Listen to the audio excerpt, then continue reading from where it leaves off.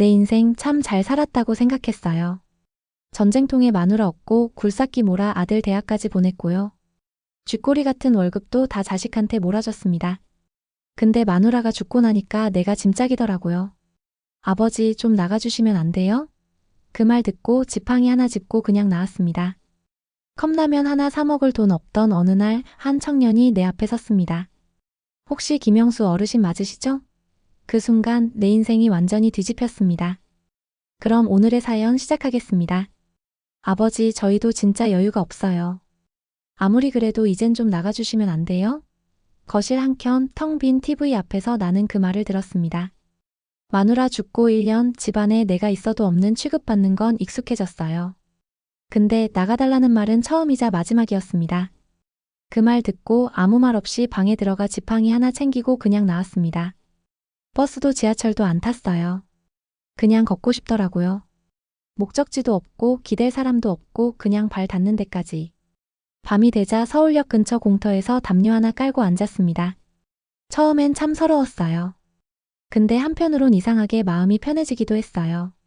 적어도 누구 눈치 볼 필요는 없으니까. 첫날엔 아무것도 못 먹었어요. 둘째 날 컵라면 하나 얻어먹고 그 국물에 눈물이 뚝뚝 떨어졌죠. 마누라가 살아있다면 이 꼴 보고 뭐라고 했을까 싶어서.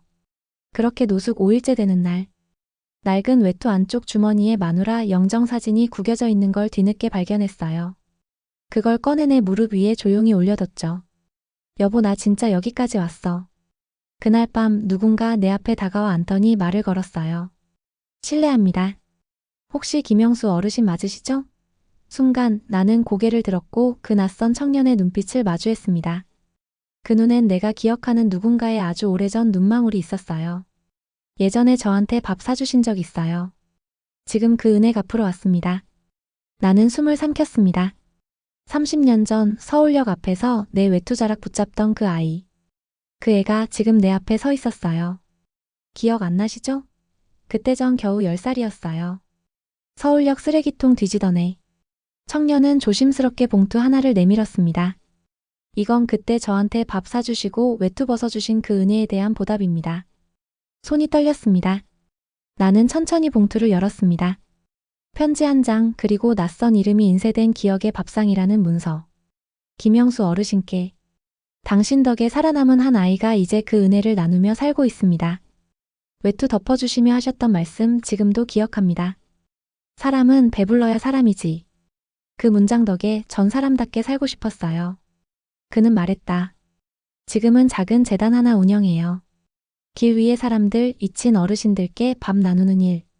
그 시작이 할아버지였어요. 나는 입을 막고 고개를 끄덕였습니다. 아무 말도 못하겠더군요. 혹시 같이 하실 수 있으실까요? 그는 다시 봉투 안에서 작은 명함을 꺼내 건넸습니다. 기억의 밥상 상근 고문 김영수. 그날 나는 청년이 끌어준 손을 잡고 다시 세상으로 나왔습니다. 오랜만에 사람 손을 잡은 기분이었습니다. 며칠 뒤 나는 재단 사무실로 향했습니다. 허름한 사무실이었지만 벽면엔 수많은 사진이 걸려 있었어요. 이분들 노숙하셨던 어르신들이에요. 한 분 한 분 지금은 다 따뜻한 방에서 지내고 계세요. 내가 그 자리에서 눈물이 났던 건 그 사진 속 누군가가 옛내 얼굴을 닮았기 때문이었습니다. 그날부터 나는 밥을 짓는 사람이 됐습니다. 여기 국 한 술 더 드릴게요. 오늘 반찬 맛있죠? 우리 어르신이 양념하셨어요. 그렇게 말하며 밥을 나눴습니다. 그리고 매일 밤 작은 영정사진을 품에 안고 마누라에게 말했습니다. 여보, 이제 나 사람 구실 좀 하고 살아. 그날도 밥차 앞에서 내 손으로 국을 떠주고 있었어요. 30년 전 서울역 앞에서 내 외투자락 붙잡던 그 아이. 그 애가 지금 내 앞에 서 있었어요. 이건 그때 저한테 밥 사주신 적 있어요. 지금 그 은혜에 대한 보답입니다. 뜨거운 국물에 김이 서리고 줄지어 서 있는 사람들 얼굴을 하나씩 마주보며 나는 매번 이렇게 속으로 말했죠. 오늘은 누구랑 밥을 나눌까. 그런데 그날은 좀 달랐어요.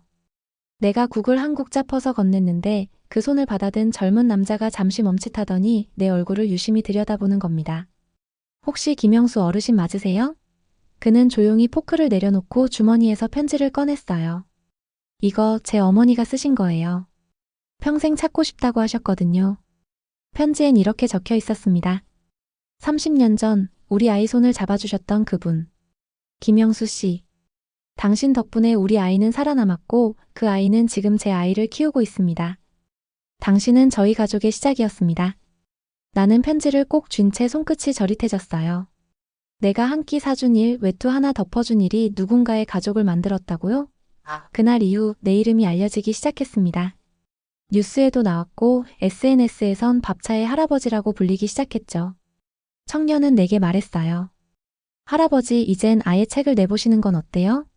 나는 처음엔 손사래를 쳤어요. 내가 무슨 글을 써 글씨 쓰다 보면 손이 덜덜 떠는데 근데 청년이 덧붙였죠. 할아버지가 사셨던 삶이 수백 명의 인생을 바꿨잖아요. 그거 누가 안 써두면 잊혀요. 그래서 나는 조심스럽게 펜을 들기 시작했어요. 나 김영수는 전쟁통에 태어나 마누라 하나 바라보며 평생을 일했고 글은 서툴렀지만 한 줄 한 줄 그때마다 마누라가 내 어깨에 손 얹어주는 기분이었어요. 그리고 그렇게 시간은 조금씩 흘렀고 어느 날 전화 한 통이 걸려왔습니다. 아버지, 저 진호예요. 아들 목소리였습니다. 그 목소리 집에서 나가던 날 들었던 마지막이었죠. 그가 조심스레 말했어요. 아버지, 죄송합니다. 그때 정말 제가 어렸어요. 왜 그렇게밖에 못했는지 나는 한참을 듣기만 하다가 조용히 말했어요. 그래. 근데 밥은 같이 먹자. 그 말 한마디에 전화기 너머로 훅 숨죽인 울음이 들렸습니다. 아들이 찾아왔습니다. 진호 녀석, 어느새 머리숱도 성끌어졌더군요.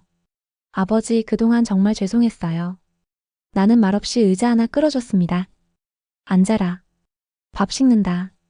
그날 저녁 재단 식당에서 처음으로 우리 가족이 한 밥상에 둘러앉았습니다. 내 왼쪽엔 아들, 오른쪽엔 며느리, 그 옆으로는 조심스레 고개 내민 손주까지. 할아버지, 이거 제가 직접 만든 계란말이에요. 조그만 손으로 내 밥그릇에 계란말이를 올리며 손주가 웃었습니다. 그 순간 내 속에서 무너져 내린 30년의 서운함이 서서히 풀어졌어요. 진호가 말했죠. 아버지, 엄마 돌아가시고 제가 뭘 어떻게 해야 할지 몰랐어요. 감당도 안 됐고 무섭기도 했어요. 솔직히 아버지까지 책임질 자신이 없었어요. 나는 고개를 끄덕였습니다. 그 이해가 지금에서야 되는 게 조금 억울하기도 했지만 그보다 이렇게 다시 앉았다는 게 더 기뻤어요. 며느리가 조용히 입을 열었어요. 아버님, 그동안 전화 한번 못 드려 죄송했어요. 솔직히 남편이 아버님을 모시지 않겠다고 했을 때 저도 그게 맞다고 생각했어요. 근데 지금 와서 보니까 정말 몰랐던 거예요. 아버님이 어떤 분인지. 나는 미소 지으며 한 숟갈 뜬 국을 천천히 넘겼습니다. 늦어도 괜찮다. 지금 이렇게 같이 먹는 게 그게 다야. 그날 밤 손주 녀석이 조용히 다가와 물었어요. 할아버지, 이제 우리랑 같이 살면 안 돼요? 나는 잠시 숨을 고르고 대답했습니다. 괜찮다. 나는 여기서 더 해야 할 일이 있다. 대신 매주 토요일은 꼭 밥 같이 먹자. 그걸로 됐다. 이후 매주 토요일 우리 가족은 다시 밥상에 둘러앉았습니다. 밥을 먹고 이야기를 나누고 가끔 웃고 아주 가끔 눈물도 흘리며. 그렇게 한 달이 흐르고 나는 마누라 사진을 꺼내 작은 편지를 써내려갔습니다. 여보, 우리 진호랑 밥 같이 먹었다. 손주가 나 닮아서 말이 없고 고집이 세더라. 그래도 웃는 얼굴은 당신 판박이야. 이제 당신도 편히 웃고 있지? 서울역 노숙인 쉼터에서 나는 다시 밥차에 섰습니다. 근데 이번엔 달랐어요. 이젠 누가 내게 국을 퍼주지 않아도 괜찮았어요. 이번엔 내가 국을 퍼주는 사람이었거든요. 김 고모님, 오늘 국물간 딱이에요. 오늘 깍두기 직접 무치셨죠? 향이 딱 나요. 밥을 받아가는 이들이 장난스럽게 던지는 말에 나도 따라 웃었습니다. 그날따라 낯익은 얼굴이 하나 있었어요. 행색이 누추한 한 중년 남자였는데 내 손을 덥석 잡고 말했죠. 혹시 영수 형님 아니세요? 나는 깜짝 놀라 고개를 들었습니다. 그 얼굴 어렴풋이 기억났습니다. 너 혹시 병철이냐? 와, 인천 공장에서 같이 일하던 30년 전 같이 잔업 뛰고 막걸리 마시던 그 녀석이 맞았습니다. 그는 부도난 회사에서 실직하고 가족과도 멀어져 이렇게까지 흘러왔다고 했습니다. 형님, 나 진짜 이 꼴로 살다가 오늘 여기서 형님 만날 줄은 몰랐어요. 아직도 따뜻하게 사람 챙기는 그 손맛 그대로네요. 나는 말없이 국 한 숟가락 떠서 직접 그의 그릇에 부었습니다. 한 그릇 먹고 내일 같이 가자. 여기 재단에서 숙소도 마련해 줄 거다. 그날 이후 병철이는 내 옆자리에서 일하기 시작했습니다. 나는 사람들을 챙겼고 병철이는 사람들 이름을 외웠습니다. 형님, 저 사람 지난주에도 왔던 분이에요. 그때 무 말랐다고 했었죠? 그렇게 우리 둘은 밥을 주는 팀이 됐습니다. 재단 사무실 한켠엔 내가 만든 작은 방이 있었습니다. 벽에 마누라 사진, 그 아래 손주 그림, 그리고 새로 붙인 기억의 편지함. 누군가 사연을 넣으면 나는 읽고 답장을 씁니다. 할아버지, 이번 주는 면접이 있어서 못 가요. 근데 꼭 합격해서 다시 갈게요. 할아버지 덕에 다시 삶이 사라지는 기분이에요. 그 편지들을 읽다 보면 눈물이 터질 때가 많았습니다. 그래서 나는 글을 쓰기로 마음먹었죠. 사람으로 남는다는 것, 그게 내 책 제목이었습니다. 출간하던 날 출판사 대표가 내게 물었어요. 김 고문님, 이 책의 수익금은 어디로 가야 할까요? 나는 웃으며 말했죠. 내가 받았던 은혜처럼 다른 사람들한테 돌아가면 좋겠네요. 그날 밤 재단 복도에서 가만히 창밖을 보며 혼잣말을 했습니다. 여보, 나 진짜 사람이 다 됐나 봐.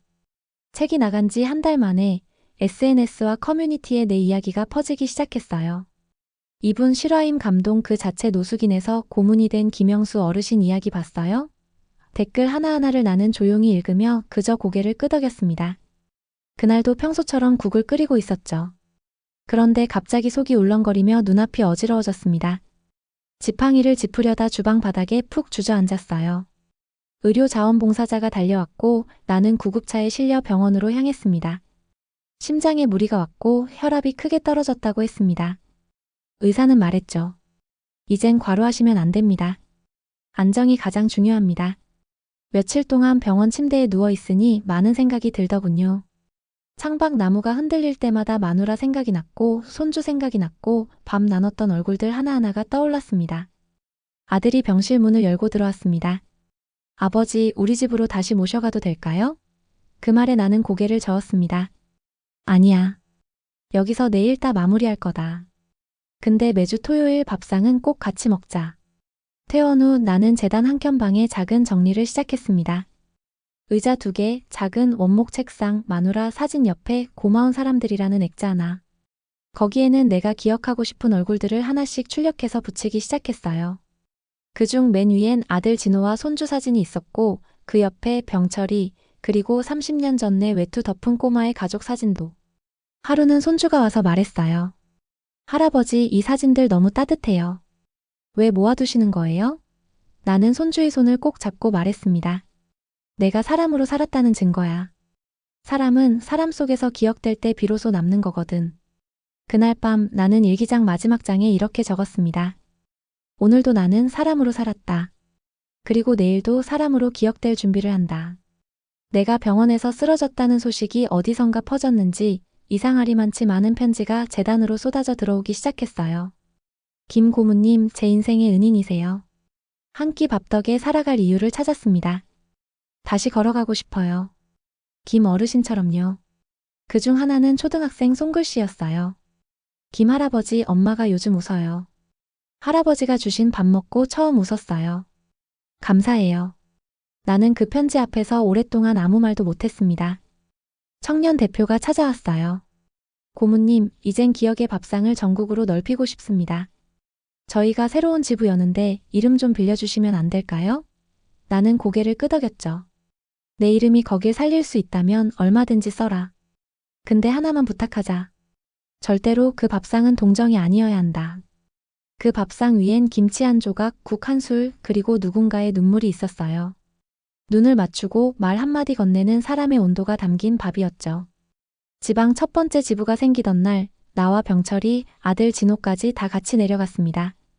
그날 어린 친구가 내 손을 꼭 붙잡고 말했어요. 할아버지, 저도 커서 이 밥상 지킬게요. 이젠 내 이름보다 김 고문님이 더 익숙해졌고 나를 필요로 하는 곳이 많아졌습니다. 하지만 그럴수록 내 몸은 천천히 조용히 준비를 시작하고 있었어요.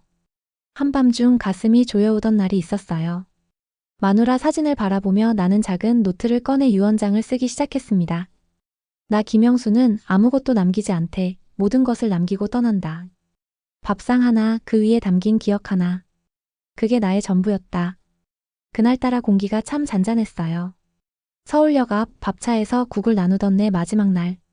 나는 조용히 하늘을 올려다봤습니다. 여보, 오늘은 나 은퇴하는 날이야. 김 고문님, 오늘 왜 앞치마 안 하세요? 오늘은 왜 국 안 뜨세요? 사람들이 웅성거리자 나는 조용히 웃으며 말했죠.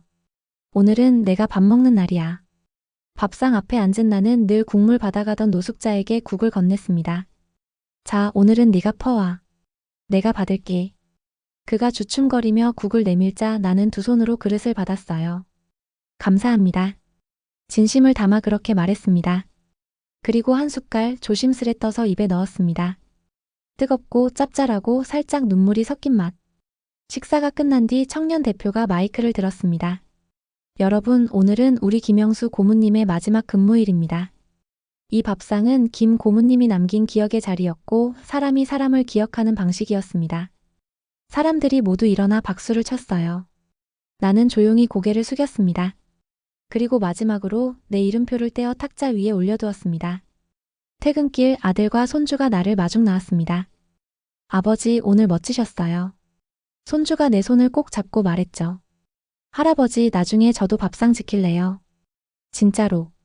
집으로 돌아온 뒤 나는 손주와 함께 벽에 사진을 붙였습니다. 재단 활동 모습, 함께 밥을 나눈 사람들, 가족과의 단란한 한 컷. 그리고 마지막으로 중앙에 작게 적힌 글귀 하나. 사람은 기억으로 남는다. 그날 밤 나는 마누라 사진 앞에 앉아 조용히 술 한 잔을 올렸습니다. 여보, 나 이제 진짜 잘 살았다고 말할 수 있을 것 같아. 가을이 깊어지던 어느 날 나는 병원 침대 위에 있었습니다. 의사는 조용히 말했죠. 이제 가족분들 다 모이시는 게 좋겠습니다. 아들이 곁에 앉았고 손주는 내 손을 꼭 잡고 있었어요. 할아버지 아직 약속 안 지키셨잖아요. 매주 토요일 같이 밥 먹는 거요. 나는 천천히 고개를 끄덕이며 말했죠. 그러니까 이번 토요일은 너희끼리 먹어라. 방 한켠엔 내가 마지막으로 쓴 편지들이 정리되어 있었어요. 진호에게는 아버지로서 미안함과 자랑스러움을, 며느리에게는 이제 진짜 딸 같았다는 고백을, 손주에겐 너는 내 희망이었다는 말을, 그리고 가장 마지막 한 장. 기억의 밥상, 여러분께. 나는 이제 이 자리를 떠납니다. 하지만 우리가 나눈 밥, 그 따뜻한 숟가락 하나가 누군가를 다시 살릴 수 있다고 믿어요. 제발 잊지 마세요. 밥은 음식이 아니라 사람입니다. 그날 밤 나는 병실 창가에 앉아 조용히 숨을 골랐습니다. 밖에선 노란 은행잎이 하나 둘 떨어지고 있었죠. 여보, 이제 곧 같이 걷자. 그리고 그 문장을 속으로 되뇌인 채 나는 조용히 눈을 감았습니다. 이튿날 김영수 고문 별세 기사가 작게 실렸습니다. 전 노숙인, 기억의 밥상 설립자 김영수 씨 향년 81세, 노숙인을 위한 기부 유언 남겨. 장례는 조용했지만 그 자리는 사람들로 북적였습니다. 재단 식구들, 노숙에서 벗어난 중년들, 아이들과 내가 밥을 나눴던 수많은 사람들. 손주는 할아버지의 유언을 읽으며 울음을 참지 못했습니다. 할아버지께선 밥상을 통해 사람을 전하고 싶으셨습니다. 이제 그 따뜻함 저희가 이어가겠습니다. 그날 재단 식당 한켠엔 내 영정 사진과 함께 이 문구가 적힌 액자가 걸렸습니다. 여기 따뜻한 한 사람이 쉬고 있다. 할아버지가 떠나신 지 벌써 1년이 지났습니다.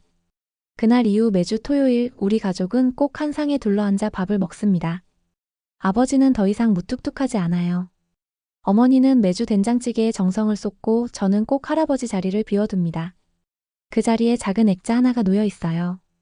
사람은 밥으로 기억된다.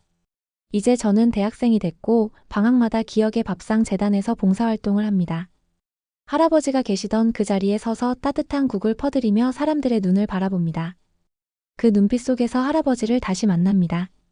기억의 밥상은 지금 전국 18개 도시로 확대되었고 매일 1,000명이 넘는 사람들이 이 따뜻한 숟가락으로 하루를 시작합니다. 그 시작이 한 사람의 조용한 손끝이었다는 걸 저는 누구보다 잘 압니다. 재단 한쪽 벽엔 지금도 할아버지의 마지막 편지가 걸려 있습니다. 밥은 그냥 배를 채우는 게 아닙니다. 사람이 사람을 사람답게 기억하는 방식이에요. 어느 날 한 꼬마가 제 앞에 와서 물었어요. 아저씨, 왜 밥 줄 때 꼭 웃어요? 저는 그 아이에게 대답했어요. 왜냐면 우리 할아버지가 항상 그렇게 웃으면서 밥을 퍼주셨거든. 그게 제일 따뜻했어요. 오늘도 나는 국을 한 국자 뜨며 속으로 중얼거립니다. 할아버지, 이제 제가 그 숟가락을 이어들게요. 그리고 매주 토요일 저녁이 되면 우리 가족은 한 상에 둘러앉아 이렇게 말합니다. 이건 김영수표 된장국이야. 이건 마누라 김치 레시피지. 그리고 이 자리는 항상 할아버지 자리야. 할아버지는 이 세상 어디에도 없지만 모든 사람의 기억 속에 살아 있습니다. 사람으로 기억되는 삶, 그게 저희 가족이 받은 가장 위대한 유산입니다. 시청해주신 여러분 진심으로 감사합니다. 이 이야기가 마음에 와닿으셨다면 구독과 좋아요 한 번씩, 그리고 댓글로 응원해주세요. 여러분의 응원은 더 좋은 이야기로 돌아옵니다. 지금까지 미소 한 줌 이야기였습니다. 감사합니다.